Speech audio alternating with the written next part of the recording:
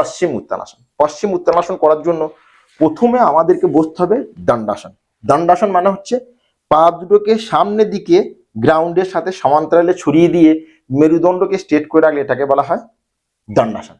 এখন দণ্ডাসন থেকে আমি কি বলেছি, ফুল শ্বাস নিয়ে হাতকে উপরে, এবং যখন সামনের দিকে ঝুঁকবো তখন শ্বাসকে ছেড়ে, ক্লিয়ার বোঝা যাচ্ছে, ধীরে ধীরে ধীরে ধীরে শ্বাসকে ছেড়ে এইভাবে ঝুঁকতে থাকবে। এবার শুরুর দিকেই আপনি যদি রেগুলার 15 ডেজও প্র্যাকটিস করেন তাহলে আপনার নাকটা কিন্তু ঘুটনাতে স্পর্শ করবে না। তো আপনি এই অবস্থায় হোল্ড করবেন প্রথম কিছুদিন, মানে 5 দিন, ধীরে ধীরে 7 দিন, এইভাবে 15 ডেজ, 1 মাস প্র্যাকটিস করার পর যখন আপনার হিপ জয়েন্ট, আপনার নি জয়েন্ট, আপনার থাই মাসেল, কাম মাসেল সব ধীরে ধীরে রিল্যাক্স হবে, মানে ওপেন হতে থাকবে, তখন আপনি আরামসে শ্বাস নিয়ে শ্বাস ছেড়ে ধীরে ধীরে এই অবস্থায় হোল্ড করতে পারবেন। বুঝা গেছে? এবার এই অবস্থায় আপনি কি করবেন, শ্বাসকে ছেড়ে হোল্ড করবেন। এখানে কি ফুল শ্বাস নিয়ে শ্বাসকে ছেড়ে নাককে ঘূর্ণাতে স্পর্শ করে এখানে হোল্ড করতে হবে। শ্বাস নিয়ে উপরে উঠে আসতে হবে। বোঝা গেছে? পশ্চিম উত্তানাসন করলে আপনার পেলভিক ফ্লোরের মাসেল সেগুলো স্ট্রং হতে থাকবে। বয়সের পর কি হয়, বিশেষ করে 60-70 পর আপনি কাশতে যাচ্ছেন, আপনি হাঁটছেন, আপনি ভারী জিনিস তুলছেন, আপনার কি হয়, পেচ্ছা মানে প্রস্রাব লিক হয়, মানে আমরা যে ইউরিন সেটা লিকেজ হতে থাকে। তো পশ্চিম উত্তানাসনকে যদি আপনি রেগুলার প্র্যাকটিস করেন তাহলে আপনার পেলভিক ফ্লোরের মাসেল স্ট্রং হবে। এর ফলে আপনার হাসতে গেলে, কাশতে গেলে, ভারী সামান তুলতে গেলে, মানে আপনার অজান্তেই যে ইউরিন লিকেজ হয় সেটা কিন্তু ধীরে ধীরে ধীরে ধীরে কিওর হতে থাকবে। তো এর হচ্ছে এটা বেনিফিট, এবং এর ফলে আপনার কিডনি মজবুত এবং শক্তিশালী হতে থাকবে। বোঝা গেছে? এর পরের আসন আপনি বলেছেন পবন মুক্তাসন। পবন মুক্তাসন করার জন্য আপনার কি করতে হবে, প্রথমে শবাসনে শুয়ে পড়তে হবে। বোঝা গেছে? এখানে শবাসনে শুয়ে পড়লাম। এরপর কি করব, প্রথমে শ্বাস নিয়ে পাকে উপরে তুলবো। ঠিক আছে? তো শ্বাস নিয়ে পাকে উপরে তুললাম,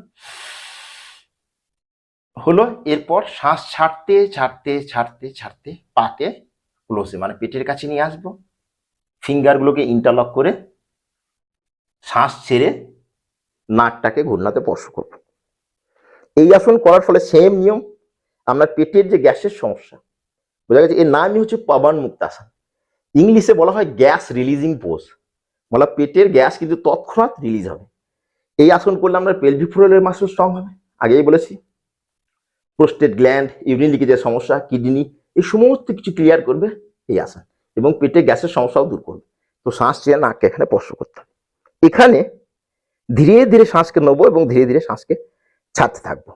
এই আসনকে আপনার শুরুর দিকে 15 to 30 সেকেন্ড, এবং রেগুলার প্র্যাকটিসের ফলে এই আসনকে 1 মিনিট পর্যন্ত হোল্ড করতে পারবেন, মানে 60 সেকেন্ড। এখন এখানে ফুল শ্বাস নিলাম এবং পাকে উপরে, বোঝা গেছে শ্বাস কিন্তু ভেতরে রয়েছে, ধীরে ধীরে ধীরে ধীরে শ্বাস ছাড়তে ছাড়তে ছাড়তে ছাড়তে পাকে গ্রাউন্ডে স্পর্শ করব এবং শ্বাস ছেড়ে রিল্যাক্স 5 সেকেন্ড রিল্যাক্স করব। দেখুন, আসন করার পর আপনি 3 to 5 সেকেন্ড শবাসনে রিল্যাক্স করবেন। হলো, এটা হলো পবন মুক্তাসন। তো শ্বাস প্রশ্বাসের নিয়ম বোঝা যাচ্ছে। এখন আপনি বলেছেন সেতু বন্ধাসন। দেখুন, আসনগুলোকে কিন্তু একটা শর্ত, রেগুলার প্র্যাকটিস করতে হবে।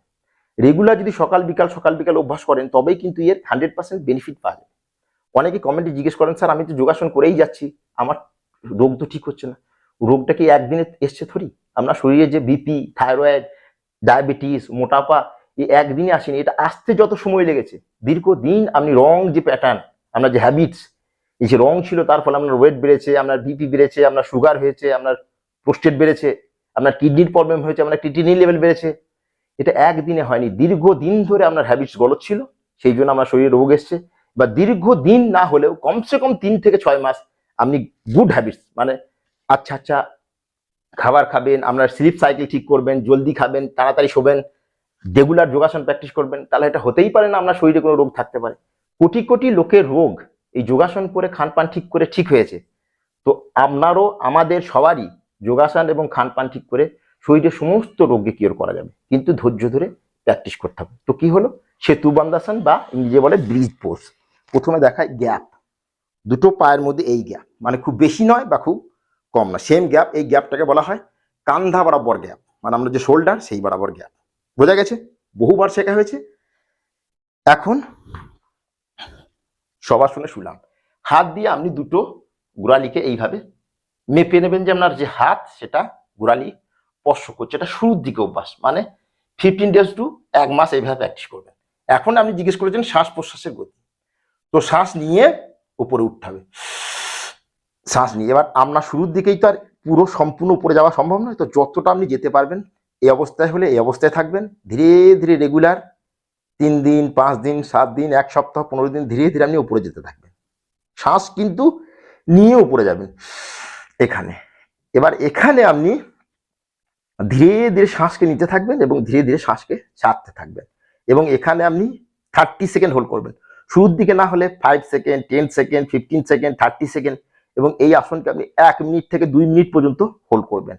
যখন সম্পূর্ণ আসনে আপনি হোল্ড করতে পারবেন তখনই এর কমপ্লিট বেনিফিট পাওয়া যাবে, যে kidney, prostate, urethra, ureter, bladder, আপনার পেলভিক ফ্লোরের সমস্ত মাসল স্ট্রং হতে থাকবে, আপনার ইউরিন লিকেজের সমস্যা সব কিছু ধীরে ধীরে ধীরে ধীরে কিওর হবে। এখন এখানে আমি বলেছি ধীরে ধীরে শ্বাস নিতে থাকবে এবং ধীরে ধীরে শ্বাসকে ছাড়তে থাকবে। যখন আমি এখানে স্টে করে আছি, যখন আমি নিচে যাব ফুল শ্বাস নেব এবং শ্বাস ছেড়ে ধীরে ধীরে, জলদিবাজি না, ধীরে ধীরে নিচে আসবো এবং পাকে স্ট্রেচ করে শবাসনে 5 সেকেন্ড রিল্যাক্স করব। বোঝা গেছে?